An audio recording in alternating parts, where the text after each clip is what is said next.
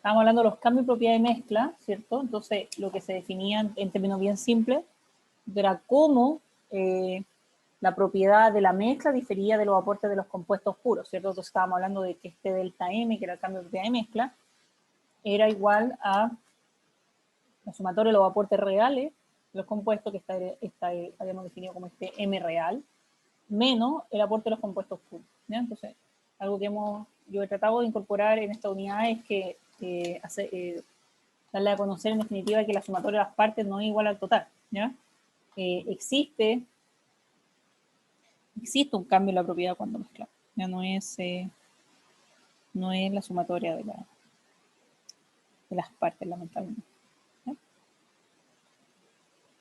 Súper, entonces, con eso habíamos motivado, habíamos hablado de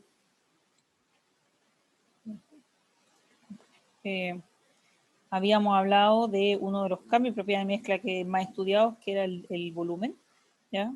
Sobre todo en los gases, cambió un montón, así que se estudia harto en verdad. Y hablábamos de que existían puntos, ¿cierto?, donde existían las mayores desviaciones, que uno de esos puntos eran cuando uno de los compuestos estaba en una condición de infinitamente diluido, ¿ya? Y era por lo que conversábamos, porque, por ejemplo, si teníamos este escenario de aquí, ¿cierto?, lo que ocurría es que el compuesto 1, ¿cierto?, empieza a interaccionar más como el compuesto número 2, ¿cierto? Entonces sus propiedades de compuesto puro se empezaban a desviar mucho más, ¿no? Entonces existían esos comportamientos, lo mismo en la forma inversa. Alguien me preguntó por ahí, ¿cierto?, en definitiva, ¿por qué ocurrían estos cambios de propiedad de mezcla con respecto al volumen? Yo también le había comentado que, por ejemplo, si uno mezcla ácido sulfúrico con agua, ¿cierto?, eso genera una reacción exotérmica y obviamente ahí uno pierde materia, ¿cierto? Entonces, en ese caso, obviamente la sumatoria de las partes no va a ser igual al total, ¿ya? Y ahí se generaban desviaciones, ¿sí? Entonces ahí habíamos quedado como en términos macros. No sé si hay dudas acerca de esto.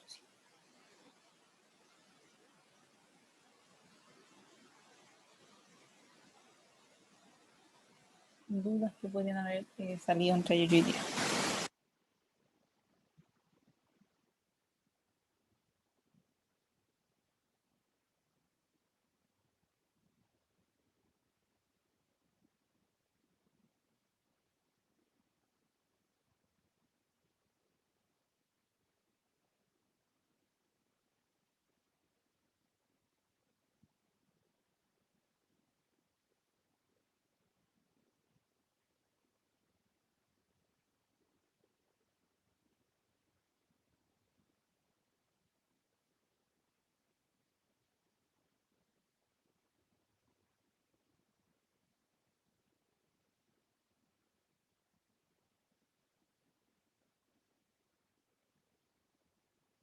¿No?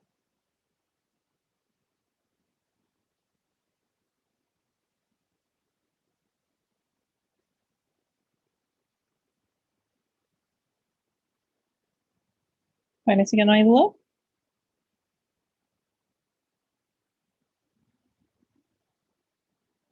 No, profe. Ya. Bueno, entonces, continuamos. ¿Ya? Entonces, ¿qué era lo que queríamos ver hoy día? Era un poco lo que eh, vio Joaquín también ayer en la ayudantía, que era acerca de los efectos energéticos asociados a mezclar compuestos, ¿ya?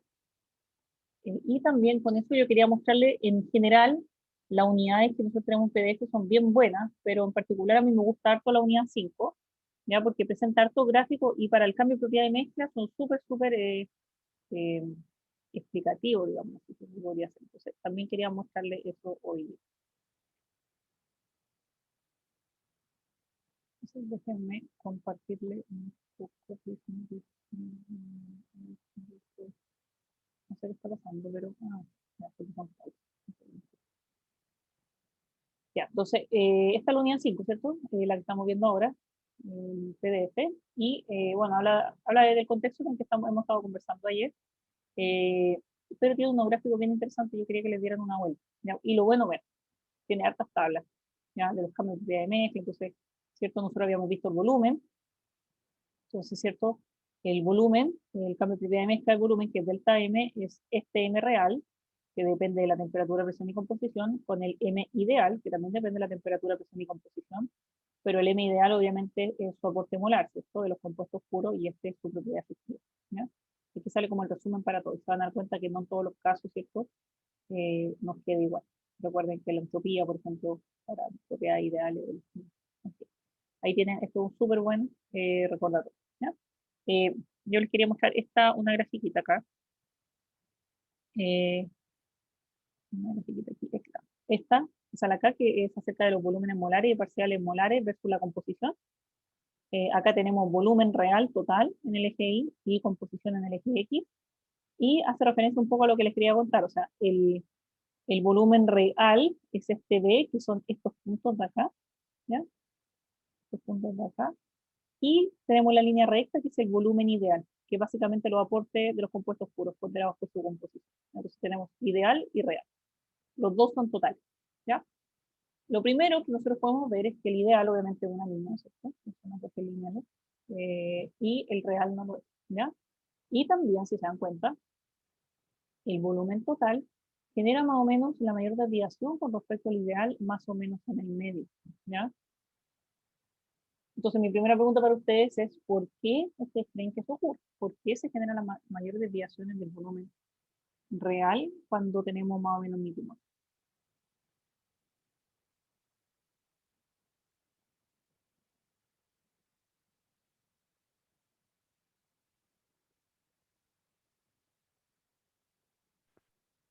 Porque mientras más se acerque a 0 y 1 va a ser más parecido al compuesto puro, entonces al medio estaría como la mayor diferencia entre ambos. La mayor desviación porque tengo básicamente mitad y mitad de cada compuesto. Entonces, ahí el compuesto 1 se va a ver en la obligación de interaccionar con el compuesto 2, y el compuesto 2 se va a ver en la obligación de interaccionar con el compuesto 1. Entonces, es viceversa, o sea, estamos más o menos mit y mota, entonces los dos están interaccionando fuertemente el uno con el otro. ¿Ya? Eso en términos generales, podríamos decir. ¿Ya? Se cayó, ya. Ok, eso es una cosa. Entonces, al medio es un tema de probabilidad. Al medio, como tenemos casi 50 y 50, el compuesto 1 va a estar obligado a interaccionar con el 2 y el 2 con el 1, y ahí es cuando se generan mayores desviaciones de los dos simplemente. ¿Ya? También cuando nos vamos al extremo, como bien dijiste, es cierto, cuando nos vamos al extremo, obviamente el volumen total se acerca a lo de los compuestos puros. ¿Ya? Pero, por ejemplo, cuando x1 es 0, x2 es 1, entonces este volumen total se acerca al volumen 1. ¿No? Y viceversa acá con el compuesto 2. Pero acá también está la línea de este es el volumen parcial molar del compuesto 1 y este es el volumen parcial molar del compuesto 2. ¿Ya? Y también genera su punto de mayor desviación en sus puntos de infinitamente diluido. Cuando x es igual a 1, x1 es igual a 1, tenemos el volumen parcial molar infinitamente diluido. ¿Ya? Entonces se da cuenta, generalmente no constante, pero genera mayor cambio pendiente cuando se está acercando a cero, ¿ya? Lo mismo acá con el volumen 2, ¿ya? Entonces, estos gráficos también se pueden encontrar en la literatura, son súper útiles para poder ver cómo se comporta cada aporte individual, ¿ya? Y el otro que les quería mostrar, el último por ahora que les quería mostrar era la figura 5.4, la unidad 5, que hacía referencia al cambio de volumen molar de mezclado para una mezcla metanol-agua, ¿ya? Y acá también ustedes pueden ver el cambio de propiedad de mezcla, de la misma forma que anterior, ¿cierto? Nosotros cuando tenemos los compuestos puros, quiere decir que cuando x1 es igual a 0, quiere decir que el compuesto 2 está puro, no existe cambio de propiedad de mezcla porque básicamente es un compuesto puro, ¿cierto? Y en forma inversa, cuando el x1 es igual a 1, el compuesto 1 está puro, por lo tanto, no existe cambio de volumen por mezclado porque básicamente tenemos solamente el compuesto 1. Y nuevamente las mayores desviaciones de cambio de propiedad de mezcla se generan en el centro. Ya no tiene que ser simétrico, eso va a depender del compuesto. No tiene que ser simétrico, súper importante. ¿Ya? Pero obviamente van a estar más o menos por ahí. Por ejemplo, si se dan cuenta, no es perfectamente simétrica, no alcanza su máximo 0,5. ¿Ya? Pero en definitiva, al medio, ya cuando empezamos a ponderar, más o menos las dos masas en una proporción significativa, cuando se empiezan a generar las mayores desviaciones del cambio de volumen por mezclado, lo cual tiene sentido de nuevo porque estamos estamos incorporando mayor concentración de los dos compuestos, ¿cierto? Entonces nos vamos a alejar más de comportamiento de los compuestos puros, ¿cierto? Entonces, estas dos imágenes son súper de la unidad 5, también para entender un poco más el concepto de cambio cotidiano. Ya, ahora sí. Con eso quería cerrar esa parte para ahora hablar de los efectos térmicos asociados al proceso. ¿No? Entonces volvemos al iPad.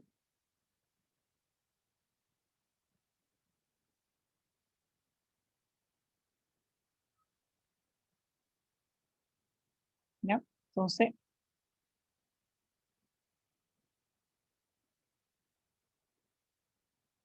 la segunda patita de esto es hablar de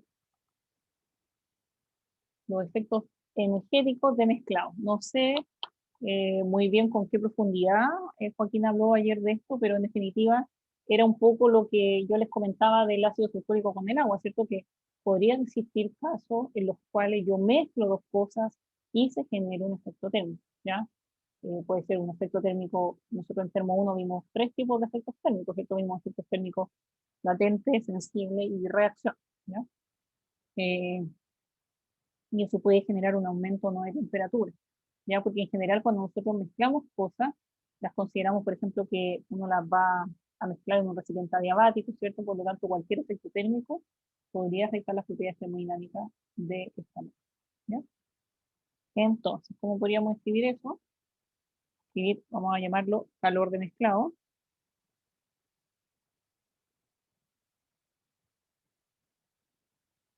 ¿ya?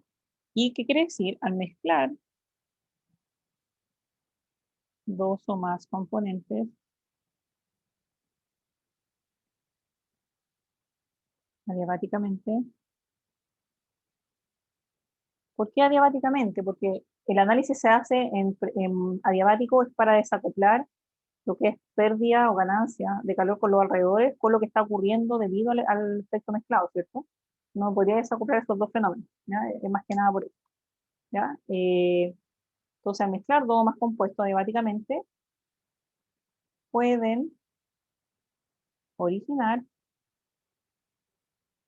una elevación o disminución de la temperatura de la mezcla,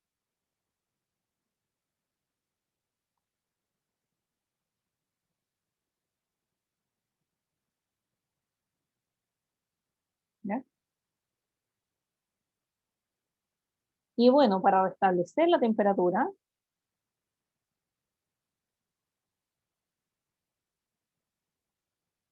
voy a tener que necesariamente extraer o suministrar energía, ¿no? Entonces eso se refiere con un calor de mezclado, que para poder restaurarla yo tengo que mezclar o extraer energía, ¿ya? Esto se puede medir experimentalmente en un calorímetro, por lo tanto, gracias, esto es bueno para nosotros en el sentido de que vamos a poder contar con información experimental, arte, información experimental y gráficos también para poder evaluar estos calores de mezclado, ¿ya? Entonces, ¿cómo definimos el calor de mezclado en este contexto? Se define como el incremento o disminución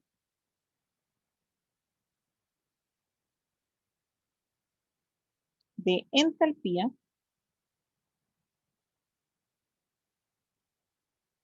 que acompaña al mezclado.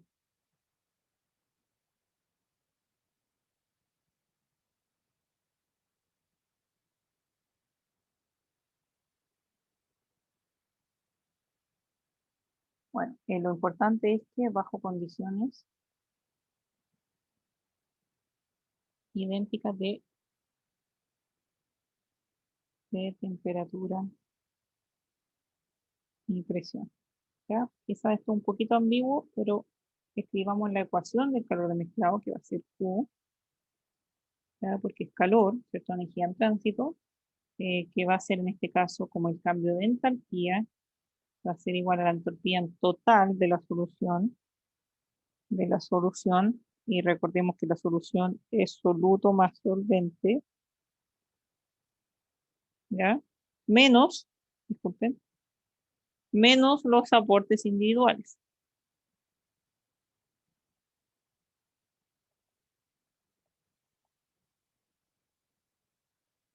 ¿Ya? Eso vamos a dejar acá.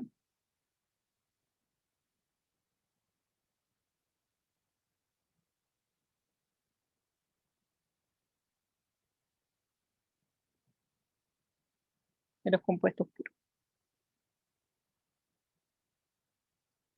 ¿Sí?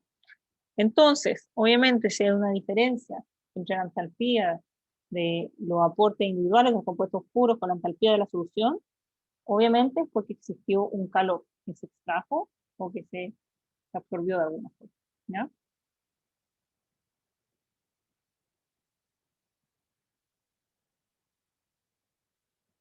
Profe, el H total sería como la entalpía final resultante, ¿no? Exacto, sería como propiedad parcial molar, ¿o no? Sería como, bueno, ponemos que sería como X1 por H1. Claro, sería como el valor efectivo, o H real. Si esto es cambio, o sea, sí, a ver, si lo queremos extraer, esto es el cambio de propiedad de mezcla de la entalpía.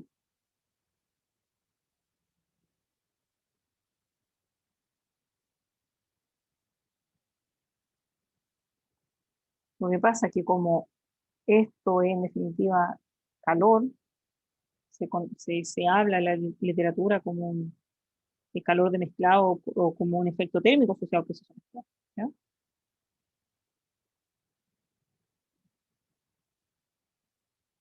No sé si eso responde tu duda. Sí, súper.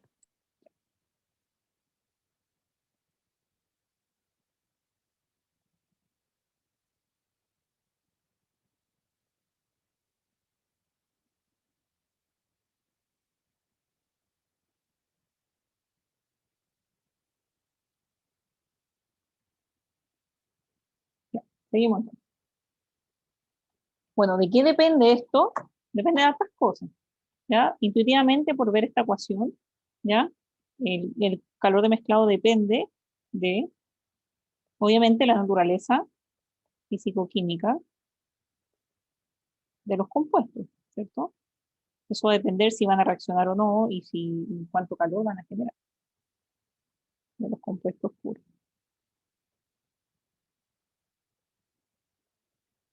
¿Ya? Y la otra, como ustedes pueden ver, de las composiciones. ¿Cierto? Aquí tenemos X, X. ¿Ya? También súper relevante.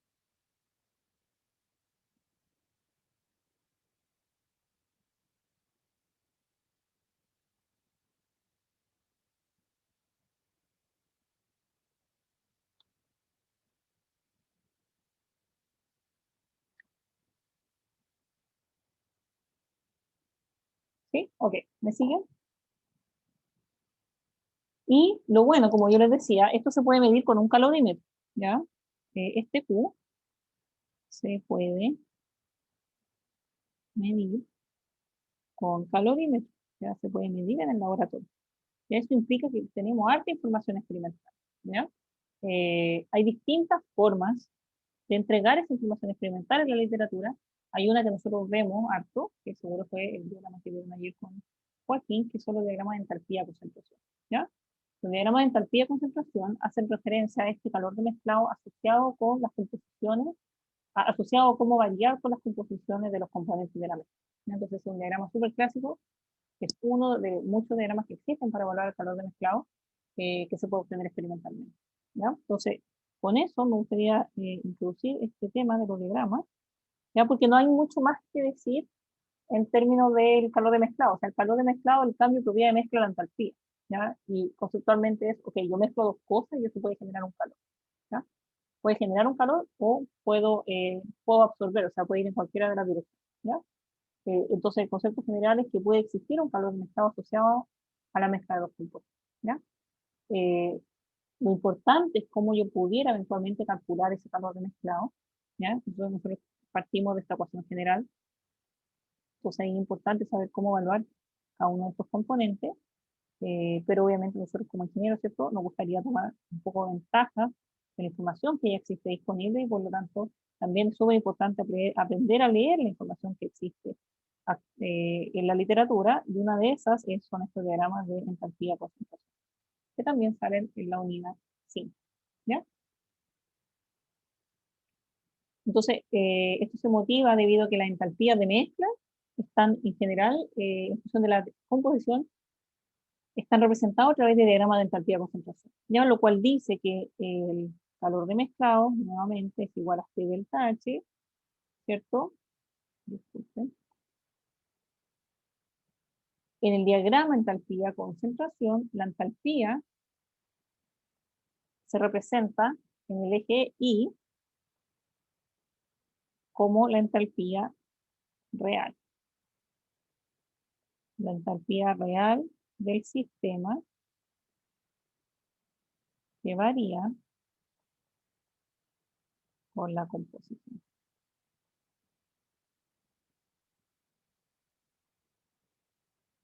¿Ya? Eso aquí va a ser igual, si yo voy aquí a mi ecuación, va a ser delta H más esto, ¿cierto? Porque de nuevo, lo que está graficado en los gráficos, valga la redundancia, es este H. Ese es el eje Y, ¿ya? Va a quedar H, que es el eje Y, va a ser igual a delta H más X1 H1 más X más X2 H2. No es que en el gráfico entalpía concentración esté directamente o explícitamente el calor de mezclado, es este de aquí, ¿ya? Sino que estos son diagramas de entalpías que uno puede medir en un calorímetro. O sea, ustedes van a hacer el experimento en laboratorio con un calorímetro y miden la entalpía, ¿ya? Pero esa es la entalpía real del sistema, la cual incluye el calor de mezclado, ¿ya? Espero que eso se entienda o no se entiende. Bien, profe. Ya. Ahora ustedes me dicen, pero profesora, la entalpía es una función de estado, ¿cómo el eje Y va a ser eh, un valor exacto de entalpía? ¿Qué puede ser? ¿Por qué yo puedo poner en el eje Y un valor exacto de entalpía?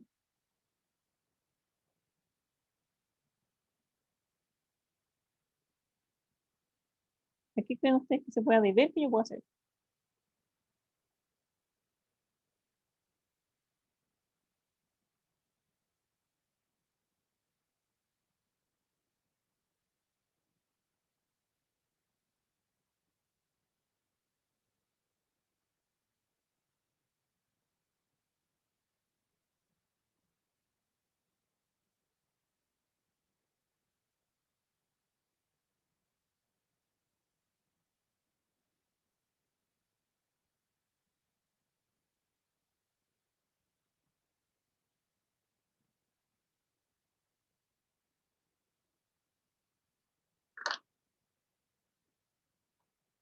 ¿Recuerdan lo que vimos, por ejemplo, las tablas de vapor? ¿Por qué las tablas de vapor uno puede encontrar valores absolutos de la entalpía? ¿Qué pasaba ahí? ¿Se acuerdan?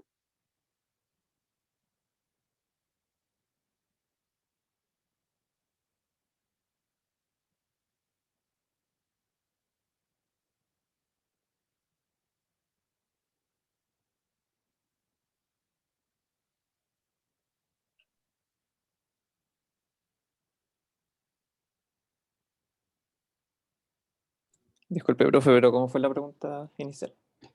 Yo les quería preguntar que cómo yo puedo, o sea, no sé cómo puedo, pero cómo pueden existir diagramas de entalpía versus concentración en las cuales el eje Y es un valor absoluto de entalpía. ¿Qué creen que pasó ahí? ¿O cómo se puede hacer?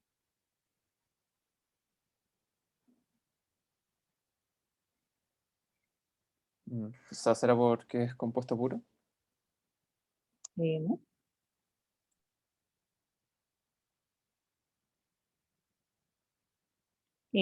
La entalpía es una función de estado, ¿ya? Por lo tanto, hay que calcular un delta. Por lo tanto, si yo estoy mostrando un valor absoluto acá, ¿qué tuve que hacer?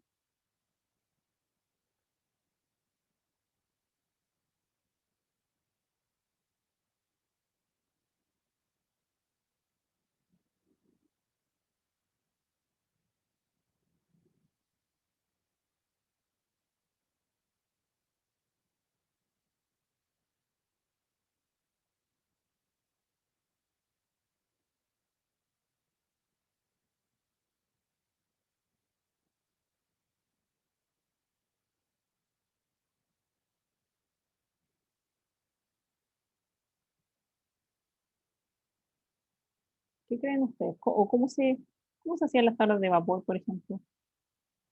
Recuerden que las tablas de vapor también estaban en la entalpía, en la energía interna, todo eso. ¿Cómo se hace eso?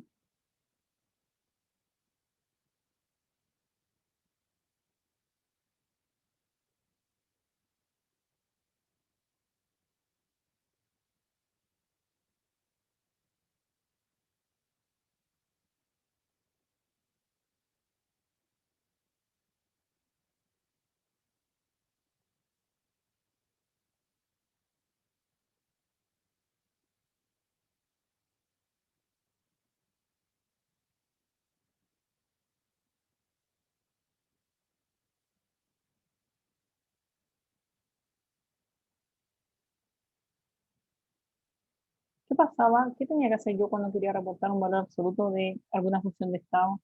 Lo vimos para energía interna y entalpía, ¿cierto?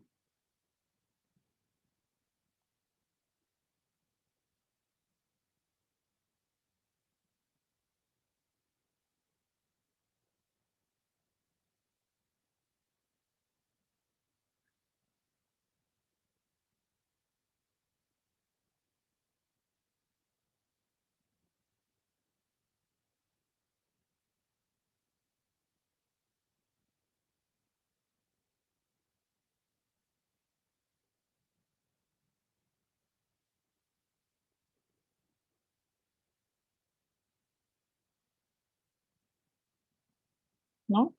¿Se acuerdan que había que darse una temperatura de referencia?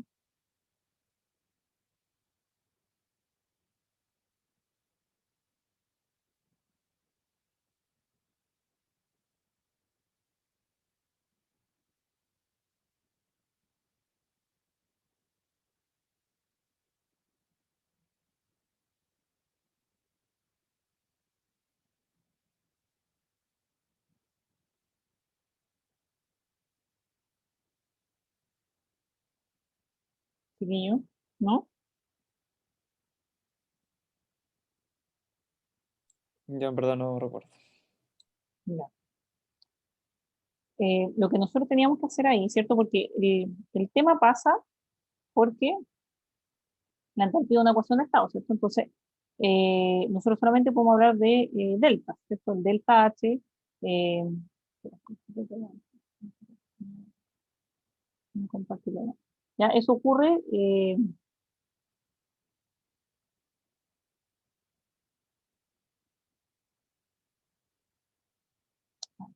¿ya? Ok, ya.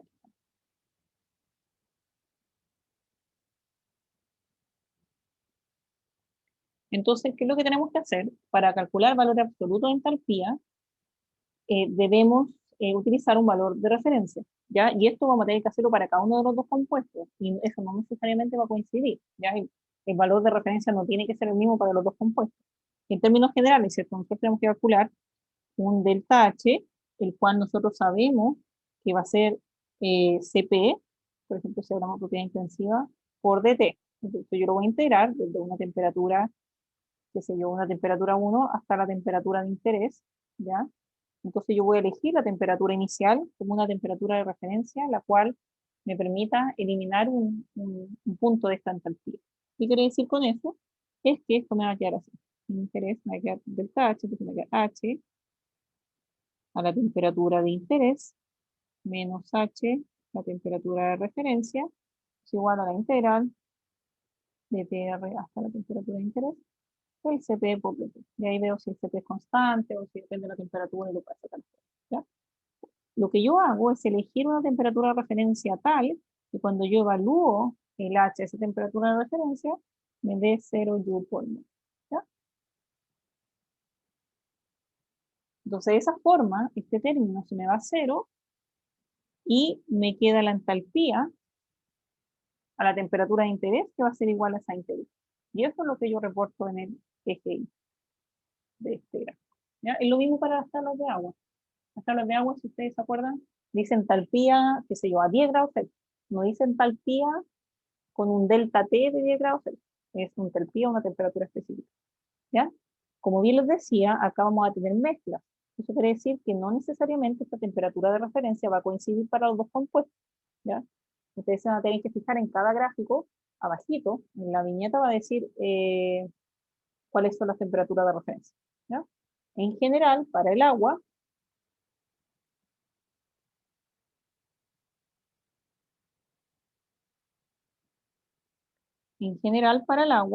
se utiliza el punto triple, ¿ya? En el punto triple, que nos pasa que la temperatura de referencia es 0,01 grados Celsius y la entalpía da 0 joules por metro, ¿ya? Pero no, en cada gráfico yo se lo voy a mostrar en un segundo, lo van a tener que ver, ¿ya?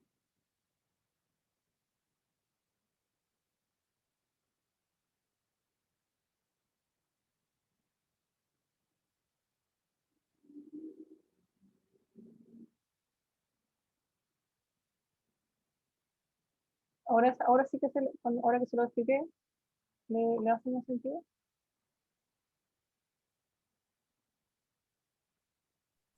Sí, ahí sí. Ya. Pero la Sí. temperatura reducida es 0,01. No es reducida, de referencia. Ah, de referencia. Recuerden que la temperatura reducida es otra cosa, es como la temperatura dividido la temperatura crítica.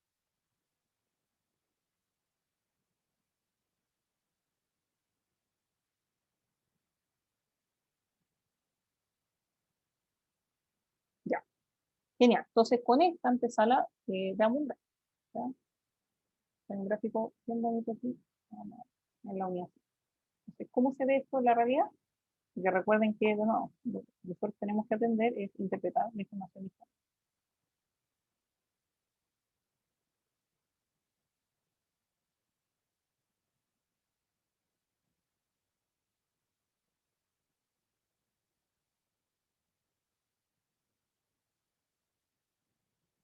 ¿Ven la unidad 5, cierto?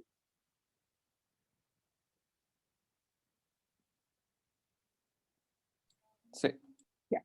Entonces, por ejemplo, aquí la tabla 5.2, que es el gráfico que vamos a ver, es la data experimental del gráfico que vamos a ver ahora, ¿ya?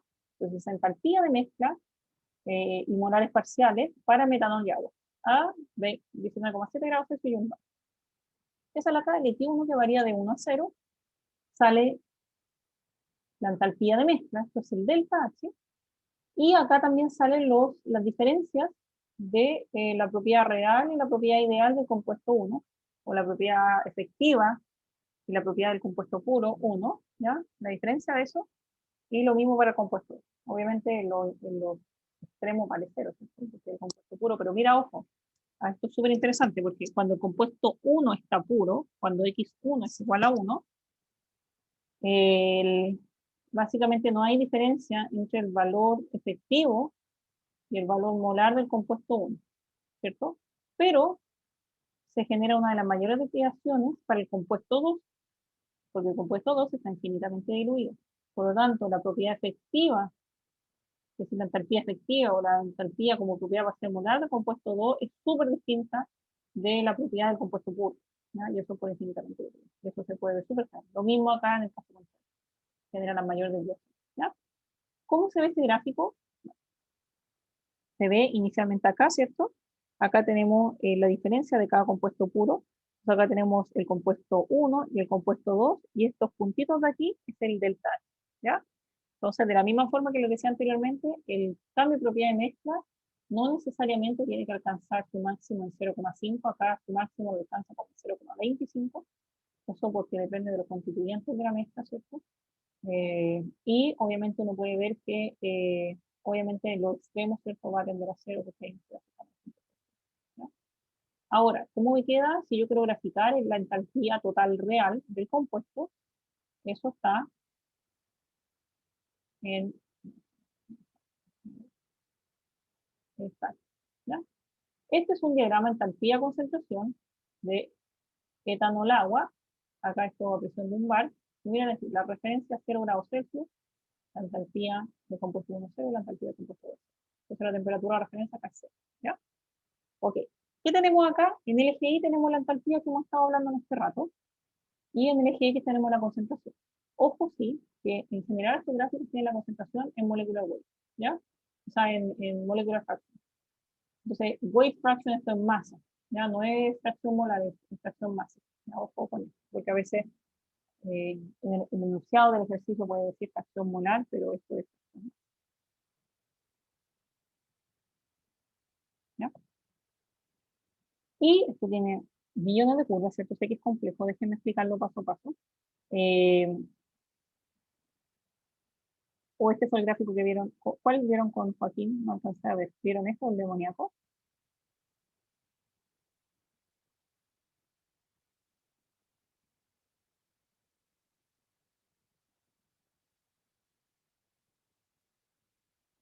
Parece que fue el otro.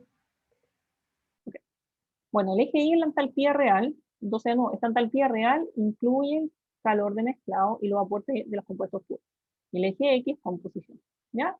Tenemos varias fases que podemos reconocer. Por acá arriba va a estar el vapor, ya harta energía, vapor arriba, ¿cierto? Más abajo, freezing line, por acá vamos a tener sólido, ¿cierto? Ahí dice sólido. Por acá tenemos líquido y por acá por defecto tenemos vapor. Entre medio del líquido y del vapor vamos a tener la zona líquido-vapor. Entonces me dice, profesora, ¿cómo sé que el vapor está bien acá arriba? Bueno, porque aquí dice dew line. Ahí dice dew line, dew es rocío. ¿Ya? Entonces está en la línea de rocío. También aquí, la línea de rocío. ¿Ya? Y esta boiling line es burbuja. Entonces yo sé que esto de acá en medio es la zona de líquido-vapor. Y nosotros también sabemos que entre el líquido y vapor existe una zona de líquido vapor, por lo tanto, tiene sentido que entre medio del líquido que está acá, el líquido y vapor, esté esta zona de líquido vapor, ¿ya? Y este gráfico está a 1 kilogramo fuerza, esto es un bar, ¿no? Entonces,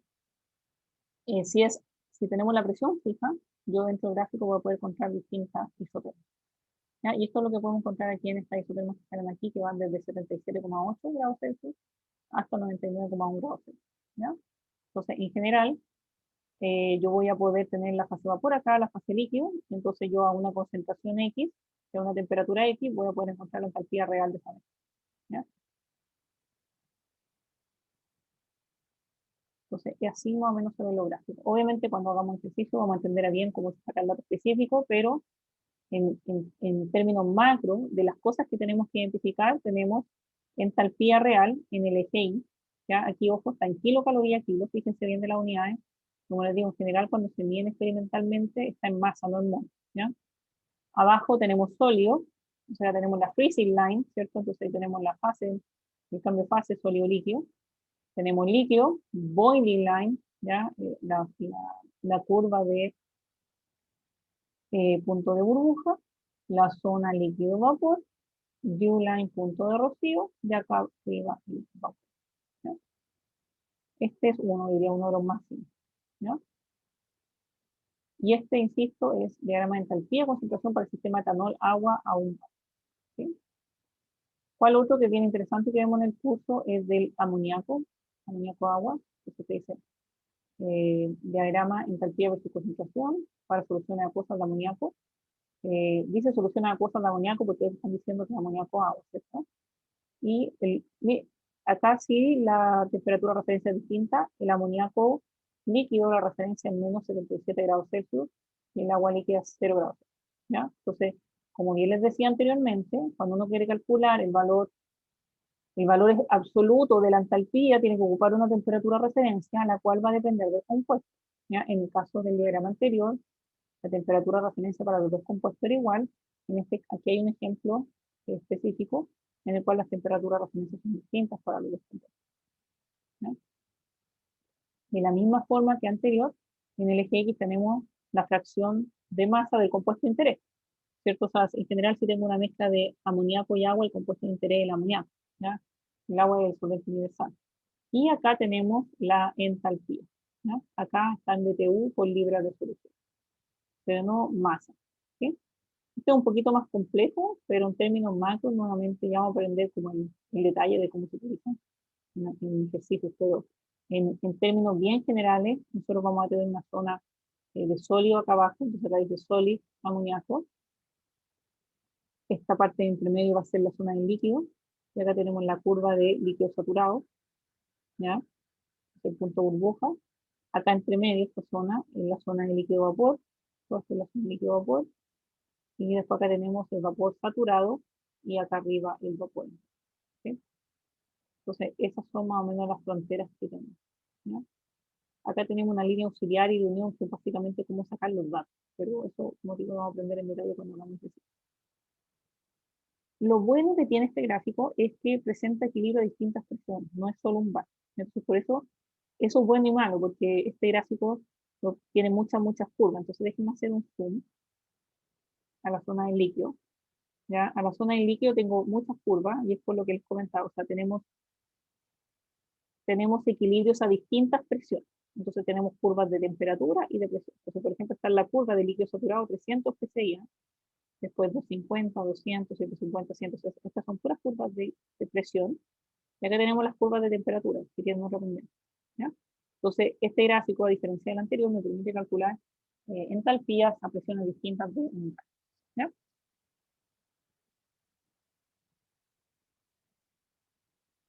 Entonces, en términos generales, lo que yo quiero decir es que estos gráficos, pero no, nosotros tenemos que tomar ventaja de que existen, están disponibles para nosotros, tenemos que aprender a leerlo, ok, pero están disponibles para nosotros.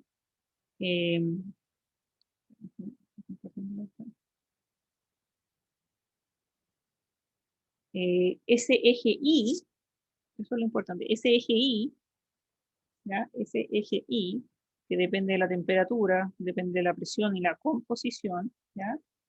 Se podría calcular de la siguiente forma, por ejemplo, para el compuesto 1, ¿ya? Se va a calcular como X sub I, como la integral de la temperatura de referencia del compuesto 1 hasta T, por Cp del compuesto 1, por dt, ¿cierto? Menos la integral de la temperatura de referencia del compuesto 2 hasta T, por Cp 2 en dt, ¿cierto? Más la integral de la temperatura de referencia 2 hasta T por el Cp del compuesto 2 en dt, más el delta de calor de mezclado, que depende de la temperatura y la composición, ¿cierto? Entonces, esto de aquí es lo mismo que esto de aquí, ¿no? ¿Por qué? Porque nosotros les podríamos preguntar, en definitiva, cómo ustedes calcularían la entalpía real, ¿no? Esa sería una forma fácil de calcular la entalpía real.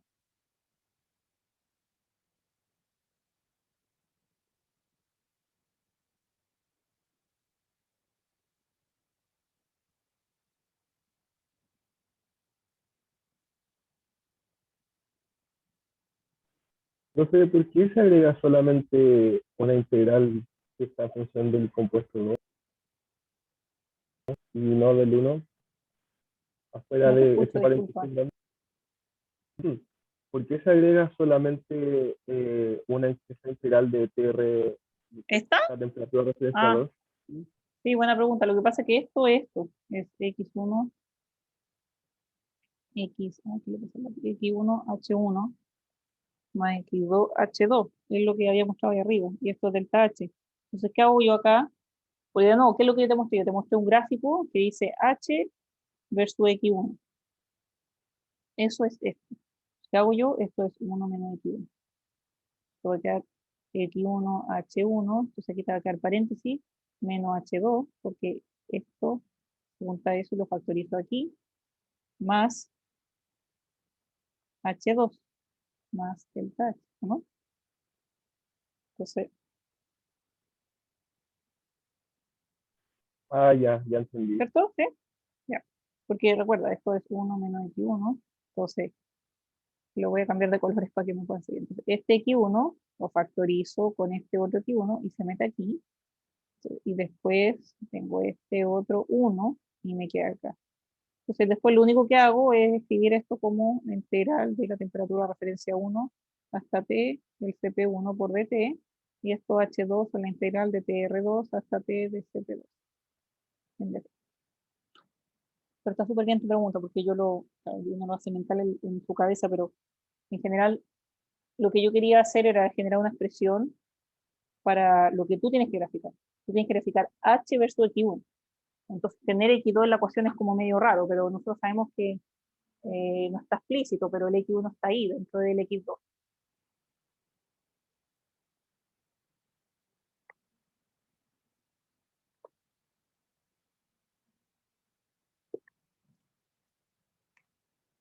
Disculpen.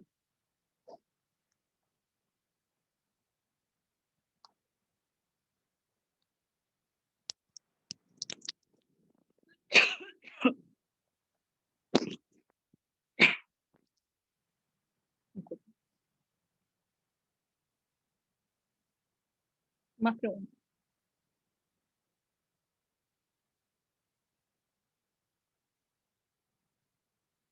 Cosas importantes que yo acabo de decir. El FI es la entalpía real de la mezcla. ¿Ya? Las temperaturas de referencia de los compuestos no tienen que ser iguales, ¿ya? Tienen que ser estratégicamente determinadas para que la entalpía en esa temperatura me dé cero. El agua, el punto triple, el amoníaco por menos 77,3, etc.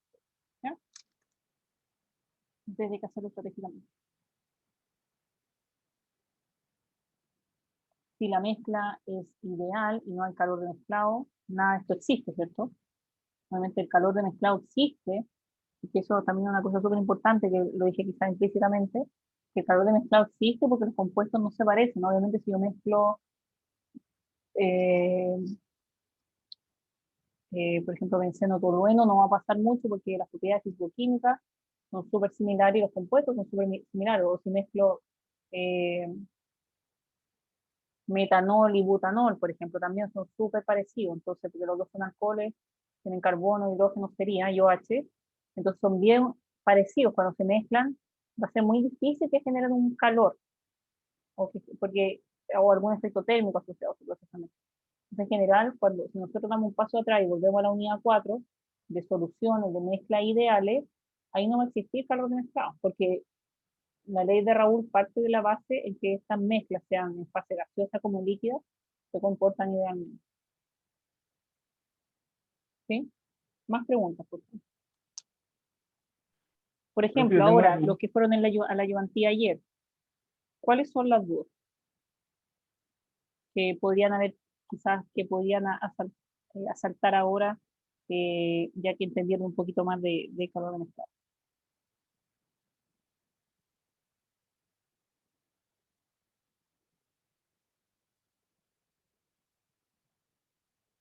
Me iba a preguntar algo, disculpe. Sí, pero era una pregunta más conceptual que Sí, dime. de los gráficos. Que, este gráfico usted dijo que era temperatura y presión constante en la mezcla. Entonces, No, ¿no? no dice eso. Es No, que, porque es que por eso- el gráfico tiene distintas isotermas. Por ejemplo, te mostré dos gráficos. El de etanol tiene distintas temperaturas. eh, y el de... Es que si no sería una pura recta, pues. Y el de amoníaco te mostré que tiene distintas temperaturas y distintas presiones.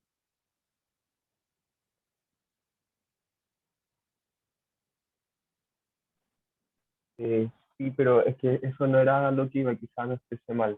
Ya. Que ya, pues, está el ejemplo, por ejemplo, se está mezclando agua con aceite.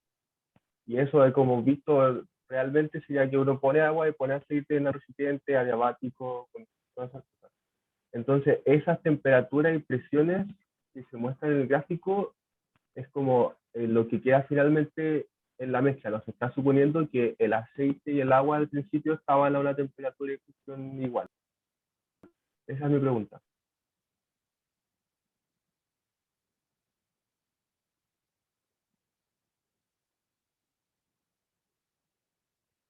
Que no me queda muy claro. Escucha, ¿podría decir una vez más, por favor? Es Que que lo los que se dos estén está, a distintas, pero déjame que los dos estén a dos temperaturas distintas. ¿Eso? sí,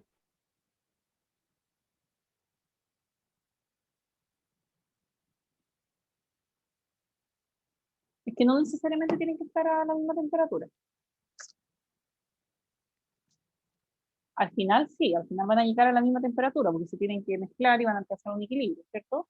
Pero cuando se mezclan, no inicialmente, de hecho, eso era la definición, ¿cierto? Al mezclar dos o más componentes aromáticamente, se puede generar una elevación o descenso de la temperatura, pero eso ya cuando lo tenemos en solución.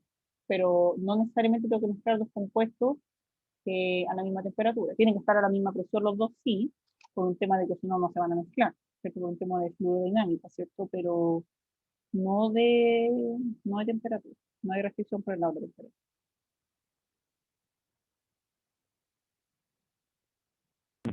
ya, profe, gracias. Ya.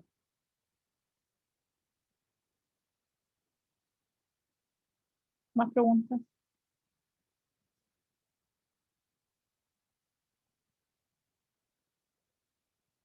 Profe, ¿hay alguna restricción para calcular la entalpía como CP por DT? O sea, Buena la integral.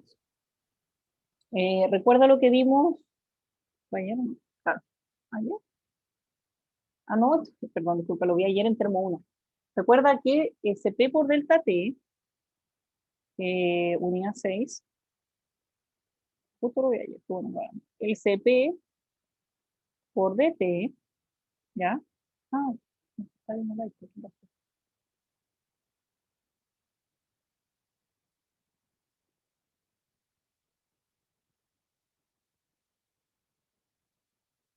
El CP por delta T, para la entalpía, se puede utilizar para después, gases ideales, líquidos y sólidos. Recordemos que la entalpía de gases reales depende de la temperatura y la presión, ¿ya? Y esa se calcula como CP por delta T más DH en dP a T constante por dT. O sea, mientras no pasemos de 5 bar, estamos bien.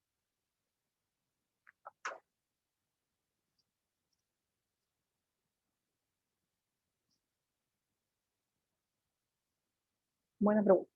Justo lo vimos ayer por decirlo. ¿Más preguntas?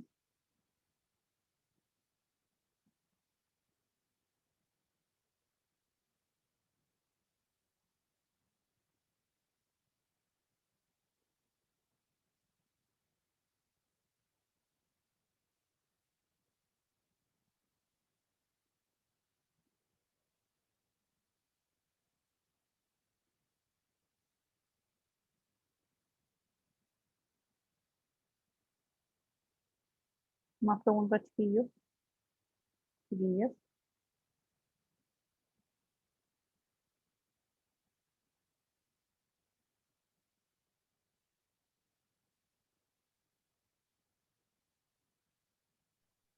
Profe, yo tengo una pregunta, o sea, que lo hablamos ayer en la ayudantía por el tema del ¿Sí? calor de mezclado, que em, Joaquín hablaba de que, el, por ejemplo, en el ejemplo del agua y el ácido, que se juntan y se libera mucho calor, Sí. yo pensé que eso, o sea, yo lo hubiera atribuido a una reacción, pero Joaquín no, dijo puede no solo ser o sea, como Es que se puede refiere, atribuirse a otra cosa, más allá de la reacción. Entonces ahí como es que quedé un que, poco... sí, ok, sí te entiendo. Y esa es es súper válida la confusión, pero el tema va por lo siguiente, va porque cuando uno dice, o sea, yo también lo puedo ver, de hecho yo también lo pienso así como que es una reacción, pero no es una reacción propiamente tal en el sentido de que cuando uno habla de reacción en química, uno dice que tuvimos reactantes y se generan productos, ¿ya?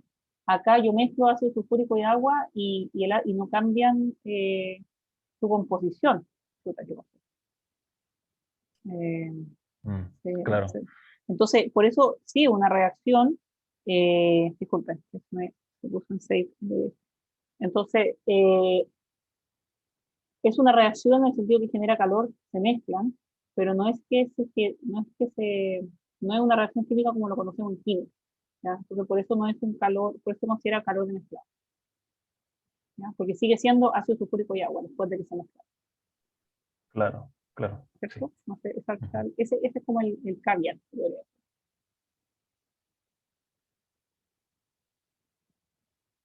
¿más preguntas?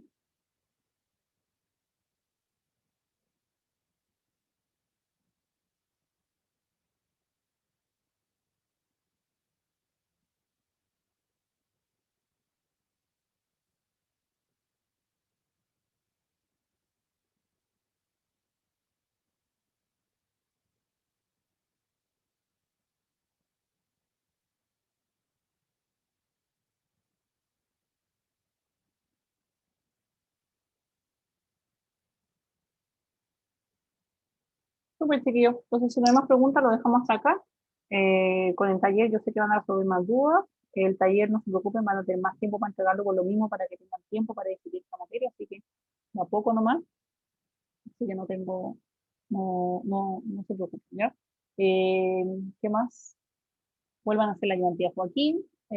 Nosotros nos vemos el lunes, vamos a seguir avanzando con la materia, porque nos quedan hartas cosas que ver ahora en esta segunda parte, pero vamos bien, al menos vamos bien, se cumplió el objetivo esta semana de ver, las unidades no son tan largas, pero hay que ir decidiendo a poco los contenidos, ¿ya? Así que muchas gracias a todos y nos vemos la próxima semana. Chao, profe. Tu profe, Chao. gracias. Chao, Profe.